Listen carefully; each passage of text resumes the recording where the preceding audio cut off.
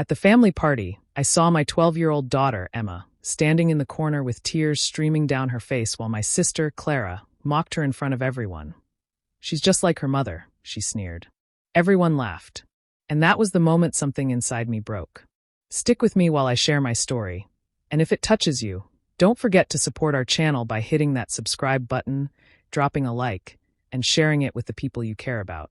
The night had started like any other forced family gathering: fake smiles, stiff hugs, and the familiar scent of my mother's overly sweet perfume filling the air. It was my father's 70th birthday, a milestone everyone seemed eager to celebrate except me. I had promised myself I'd stay calm for Emma's sake. She had been so excited to meet her cousins again, even though the last time hadn't gone well. I thought maybe things had changed. Maybe, for once, my family would act like a family. I was wrong. I was pouring a drink when I heard Clara's voice, sharp and dripping with condescension. "You really can't do anything right, can you, Emma?" she said. My daughter froze, clutching her paper plate of cake. "Just like her mother," Clara added, laughing. The people around her, our cousins, even my parents, chuckled along like it was all just harmless fun. My heart sank as I saw Emma's face crumble. She tried to blink away the tears, but they fell anyway.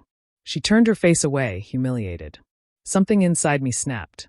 I walked over, my heels clicking hard against the floor, the sound cutting through the laughter. "That's enough, Clara," I said quietly, but my tone made her stop mid-smirk. The room fell silent.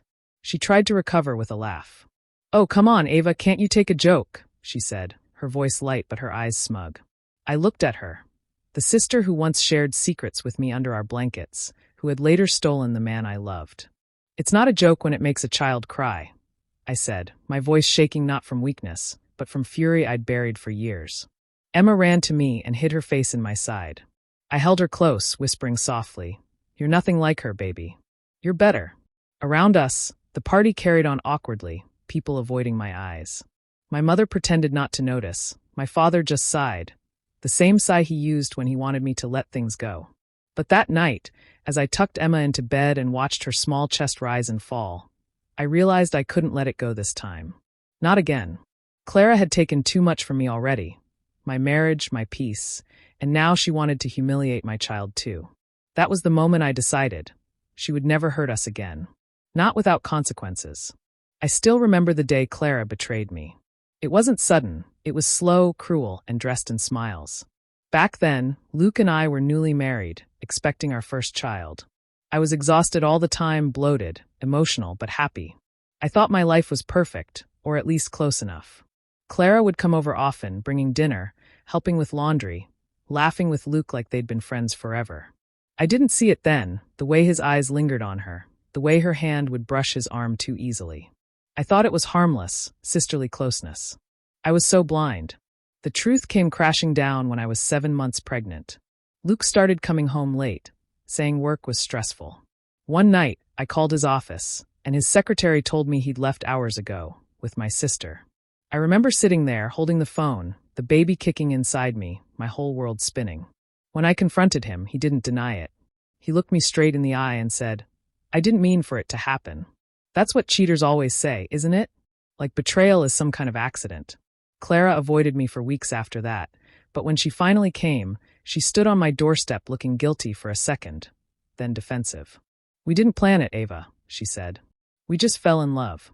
As if that made it better. My hands were shaking so badly, I had to grip the doorframe to stay standing. I asked her, "Do you even care that I'm carrying his child?" She just looked at me and whispered, "I didn't want to hurt you." But she already had. She'd taken everything, my husband, my trust, my peace. When Emma was born, Luke didn't even show up to the hospital. My parents begged me to forgive him, to think of the family's image. My mother said, "You can't make things ugly, Ava. People talk." My father said, "You're strong, just move on."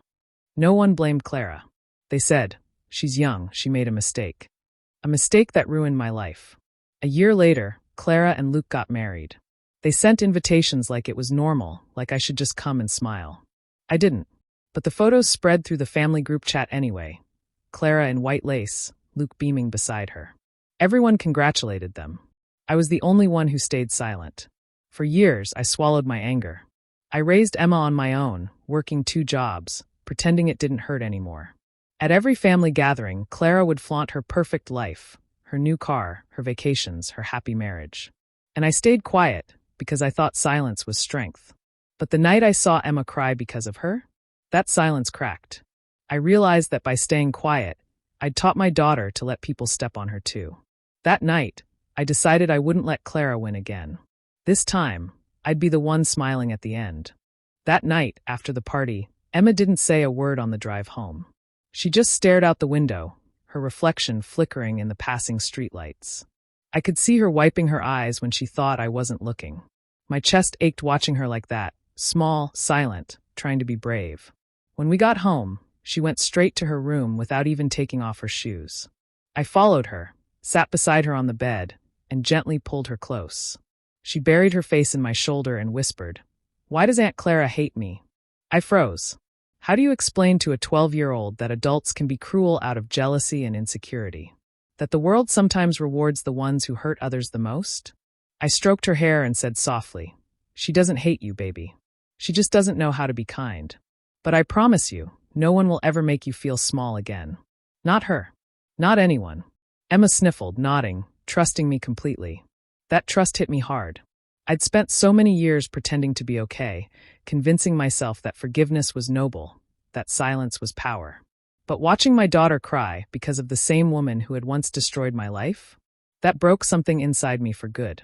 I kissed her forehead, tucked her in, and sat there long after she fell asleep, staring at the ceiling. The house was quiet, but my mind wasn't. I replayed every humiliation I'd endured over the years. Every family dinner where Clara made sly comments about being responsible. Every smug smile she gave when people called her and Luke the perfect couple. I remembered how I used to sit in silence, pretending her words didn't sting, pretending I didn't care. I'd told myself I was above it. But that was a lie. I wasn't above it, I was drowning in it. I walked to the kitchen, poured a glass of water, and stared out the window into the darkness. For years, I'd been surviving, not living. I'd built a wall around myself so high that I forgot how to fight back.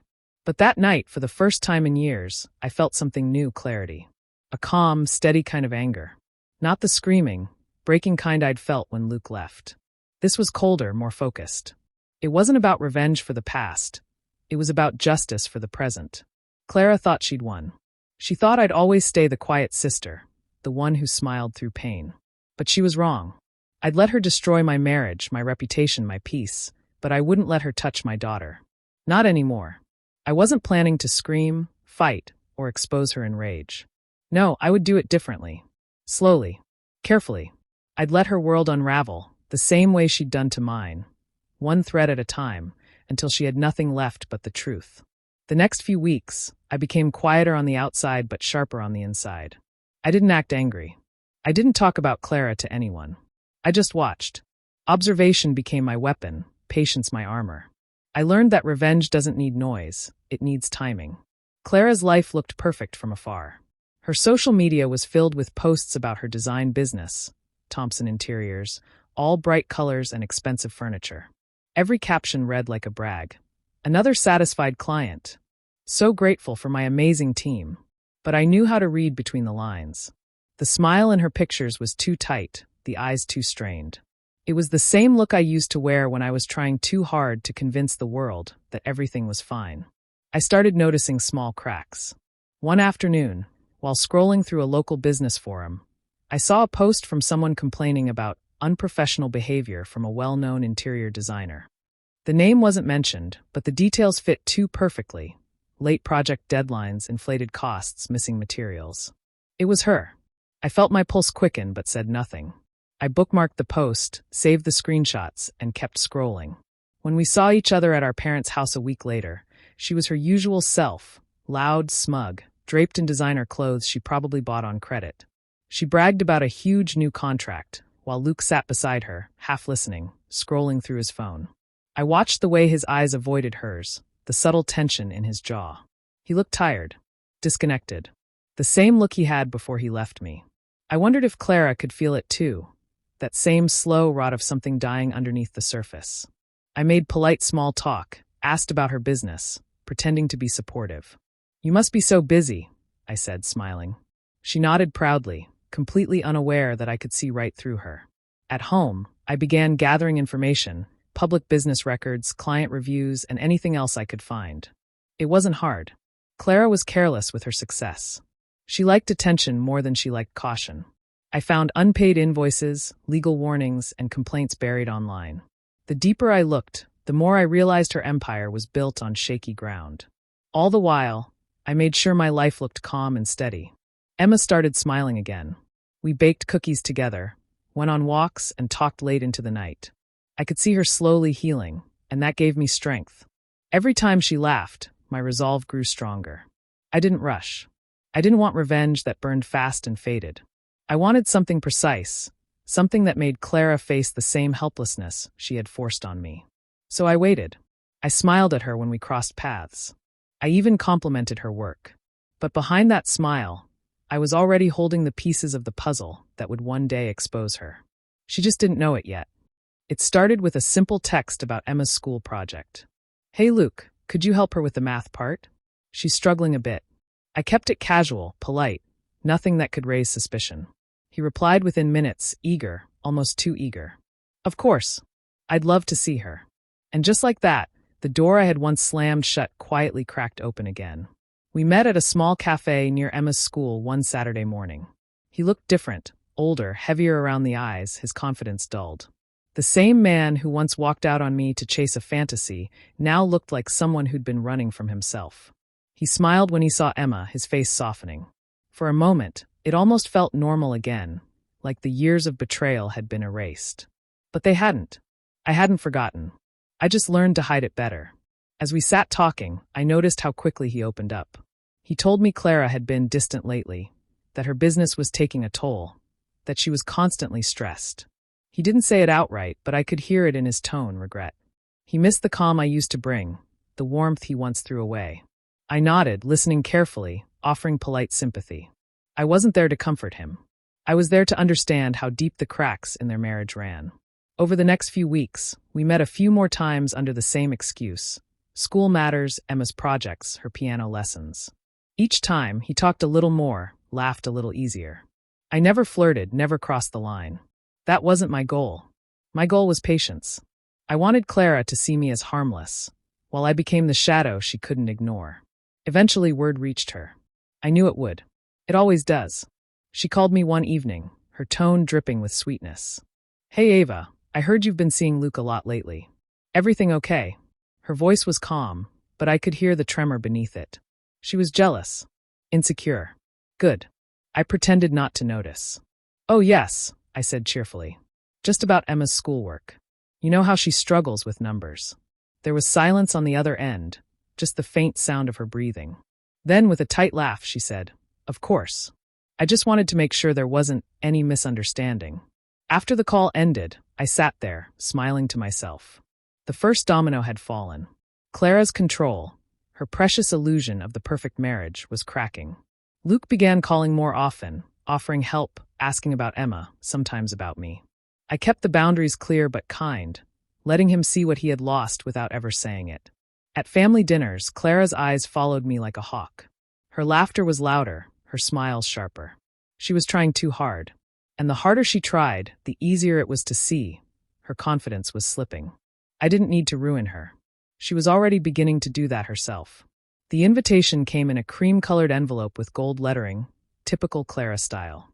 "Housewarming party. Come celebrate our new beginning." It read, signed in her perfectly practiced cursive. I laughed when I saw it. The irony wasn't lost on me. A new beginning, built on lies and stolen money. Still, I RSVP'd yes, with a polite little note. Wouldn't miss it for the world. Clara called me 2 days later, her tone sugary sweet. "Ava, I just wanted to make sure you got the invitation. It would mean so much if you came. You know, to show there are no hard feelings." I could almost see her smug smile through the phone. She wanted to prove she'd won, that she was still the better sister with the big house, the successful business, and the perfect husband. I bit back a laugh. "Of course, Clara. I'd love to," I said. My voice was calm, pleasant, but inside, I was already planning exactly how her little empire would crumble. A week before the party, I got my hands on something valuable, something she'd never want the world to see. It started when one of her former employees reached out to me online. "You're Clara's sister, right? You might want to know what she's been doing." The message came with screenshots of invoices, client complaints, and proof of money being redirected from the business account to pay off her personal credit cards. There were even wire transfers labeled temporary loan. Except the money never returned. I spent nights piecing it all together, printing every document, every timestamp. By the end, I had enough evidence to destroy her reputation 10 times over. But I didn't rush. No, that would have been too easy. Clara loved attention, she craved it. So I'd let her have it one last time. In front of everyone she tried to impress. The day of the party arrived warm and bright. Her new house was everything she wanted people to see. Huge, modern, expensive. The kind of place meant to make others feel small. Family, friends, and clients filled the rooms, all congratulating her. Luke hovered nearby, polite but distant, while Clara floated from guest to guest, laughing too loudly, pretending she wasn't desperate for everyone's approval. When she spotted me, her smile tightened. "Ava, you made it," she said, kissing my cheek. "Of course," I replied softly, my eyes scanning the elegant furniture, the overpriced art. I knew every item was paid for with money that didn't belong to her. As the night went on, I mingled, smiled, and listened. People whispered about her success, her perfect life. I said nothing, just watched. The calm before a storm has its own beauty. I wasn't here to cause a scene, not yet. I was here to watch the tower she built start to tremble. Because soon, everyone in that room would know exactly who Clara really was. The night buzzed with laughter, clinking glasses, and that forced kind of joy that only exists when everyone's trying too hard to impress. Clara glided through her new house like a queen hosting her coronation, her voice bright and sharp, her perfume so thick it lingered even after she left a room. I stood quietly near the dining table, watching her work the crowd. Family, clients, friends, all orbiting around her like she was the sun. I wondered how many of them knew their perfect designer had been stealing from them. Probably none. Not yet. Luke was by the fireplace, pretending to be interested in a conversation with my cousin, but glancing at me every few minutes. His face looked drawn, tired. He hadn't smiled once all evening. I could feel his discomfort like static in the air. He knew something was coming, maybe not what, but something. I could see it in the way his hand tightened around his drink whenever Clara's laugh rang out across the room. Eventually, Clara made her way over to me, holding a champagne glass and wearing that same smile she'd had the day she stole my husband. Fake, gleaming hollow. "Ava," she said sweetly, "you've been so quiet tonight. Still working at that little office job of yours." Her words floated out loud enough for people nearby to hear. A few turned their heads, waiting to see my reaction. I smiled gently. "Yes, actually. It's stable, simple work. Nothing glamorous, but honest." The word lingered in the air, honest. I saw the first flicker of irritation in her eyes. She leaned in, pretending to whisper but making sure everyone could hear. "You know, I always admired how you managed to stay humble. Not everyone can handle failure with grace." I set my glass down and met her gaze. "Speaking of handling things," I said softly, "I heard you've been having a few issues with clients lately. Something about missing payments and design budgets not adding up." The smile froze on her face. For a split second, I saw panic flash in her eyes, small but there.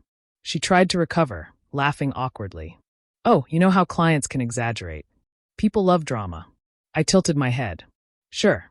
Though I imagine it must be stressful having money move around so much, from one account to another, personal cards getting mixed up with business ones. That can cause problems." The room had gone quiet. Every nearby conversation faded into a hush. Luke turned his head toward us, his eyes narrowing. Clara's knuckles whitened around her glass. "What are you implying?" she asked, her voice trembling slightly. I shrugged. "Nothing at all. Just that I hope your new clients are as trusting as your old ones were." The color drained from her face. She set her glass down too hard, the stem snapping in half. Everyone was watching now, their perfect Clara, standing pale and speechless in her own house. Luke's expression shifted from confusion to realization, and I saw the truth sink into him. I smiled politely, picked up my purse, and said softly, "Thank you for the party." Then I turned and walked out, leaving her mask to crumble behind me. It didn't take long for everything to crumble. 3 days after the party, the whispers began. At first, it was small, a few clients questioning invoices, a couple of late payments they couldn't explain. But then, one client went public, posting screenshots, emails, and bank transfers that showed exactly where their money had gone. Within hours, it spread like wildfire. Clara's name was everywhere, not as the successful designer she pretended to be, but as the woman who stole from her clients. By the end of the week, Thompson Interiors was finished. Her business page vanished overnight, her website taken down, her social media comments filled with angry messages and demands for refunds. Clients were threatening lawsuits. Former employees were speaking out, confirming everything. And Luke didn't defend her. He couldn't. He'd seen the documents himself. He'd seen the truth. He left her quietly, without a fight. One morning, she woke up to find him gone, his side of the closet empty. I heard from my mother that he'd filed for divorce the next day. He didn't even tell her in person. The house she'd bragged about at that party? The bank took it within a month. She'd used company funds for the down payment, and once the fraud was exposed, it was all considered part of the investigation.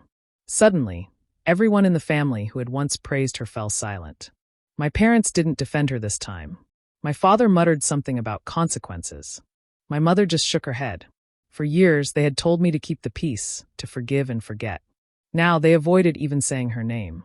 One evening, I was sitting with Emma helping her with homework when my phone buzzed. The name on the screen made my stomach twist. Clara. For a moment, I considered ignoring it, but curiosity won. I answered. Her voice was small, nothing like the confident tone she always used. Ava, please, she whispered. I don't know what to do. I'm losing everything. People are turning against me. I just need help, just some advice. For old times' sake. Old times. The same old times when she'd laughed while I cried, when she'd humiliated my daughter without a shred of remorse. I looked at Emma, sitting peacefully at the table, her hair falling over her face as she worked through a math problem. She looked so much like me, but stronger. Braver. I took a slow breath and said quietly, You mocked my daughter for being like me.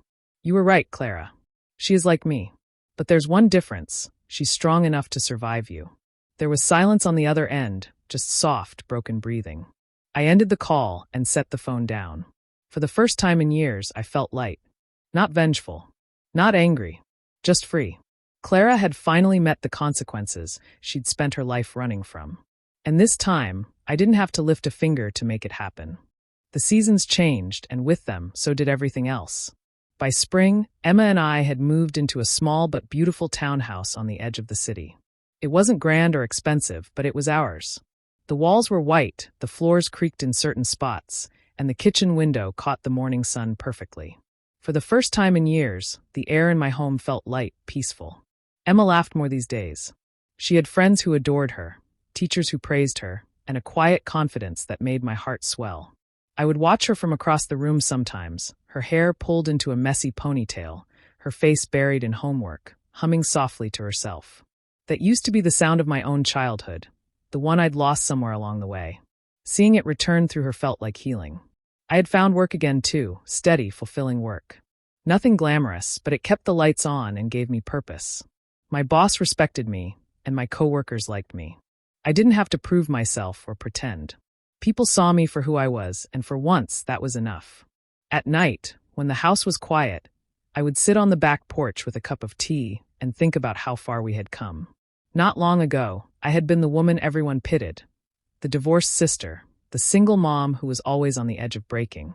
And Clara, she had been untouchable, the golden one, the one everyone adored. Now she lived alone in a cramped apartment across town. I knew because she'd called my mother once, asking if anyone could help with rent. My mother said she sounded hollow, her voice flat and tired. The same relatives who once laughed at her jokes now avoided her. Her friends disappeared. Her social media accounts vanished one by one. In the end, Clara was exactly what she had made me feel for years, small, forgotten, invisible. But I didn't celebrate her downfall. I didn't need to. My victory wasn't in her pain, it was in my peace. I didn't send the evidence to the press. I didn't brag to the family. I just let the truth live where it belonged, in the open. Sometimes, I wonder if she ever thinks about what she did, how her words broke something in Emma that night at the party. I wonder if she lies awake realizing that the sister she tried to destroy became the one who outgrew her completely. As for me, I've learned that revenge isn't about rage or punishment. It's about standing so tall that the people who tried to bury you can no longer reach your shadow. And on quiet nights, when Emma's asleep and the world outside hums softly, I close my eyes and whisper to myself, we made it. The dinner table felt different this time. There was laughter, real laughter, not the forced kind that used to fill the gaps between judgmental glances and whispered insults. My parents had aged, but their faces softened when Emma walked through the door. She hugged them both with ease, her confidence shining like a quiet light that filled the whole room.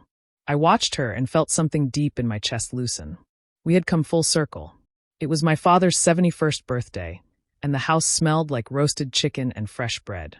The chatter around the table was warm, easy. My brother told jokes. My mother asked Emma about school, and Emma spoke without hesitation, no tears, no fear. She had grown into herself beautifully, and I couldn't help but think how different she looked from that trembling little girl in the corner months ago. Then the air shifted. The front door opened with a slow creak, and I didn't need to look up to know who it was. Clara. The room fell silent for a heartbeat. My mother's hand trembled slightly as she set down a dish. Clara walked in hesitantly, her once perfect hair pulled back, her face tired, the confidence she used to wear like armor completely gone. For a moment I felt an old ache rise. The memory of her laughter at my expense, the years she stood beside Luke, smiling while my world fell apart. But the feeling passed as quickly as it came. She mumbled a greeting to my parents, then her eyes found mine. There was no confrontation, no bitterness left between us. Just silence.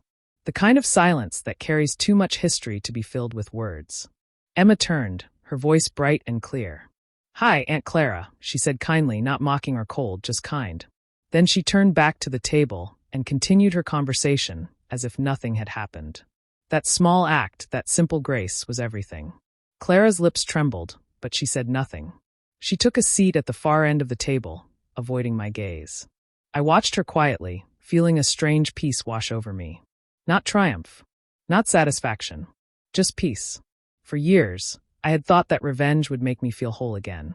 I believed that exposing her, watching her fall, would fill the empty parts of me that she helped create. But sitting there, surrounded by warmth, I realized something else entirely. It wasn't revenge that set me free. It was choosing myself. Choosing to stop shrinking to make others comfortable. Choosing to protect my daughter instead of my family's image. Choosing silence when hate begged me to speak. As the evening carried on, laughter returned to the room. I reached over and brushed a crumb from Emma's cheek. She smiled up at me, her eyes shining. I smiled back, my heart finally still. Clara was just another chapter, one I had already finished reading. Do you think I did the right thing by staying silent and choosing peace instead of revenge? What would you have done if it were your sister? Let me know your thoughts in the comments. And if my story moved you, don't forget to like, share, and subscribe for more real stories like this.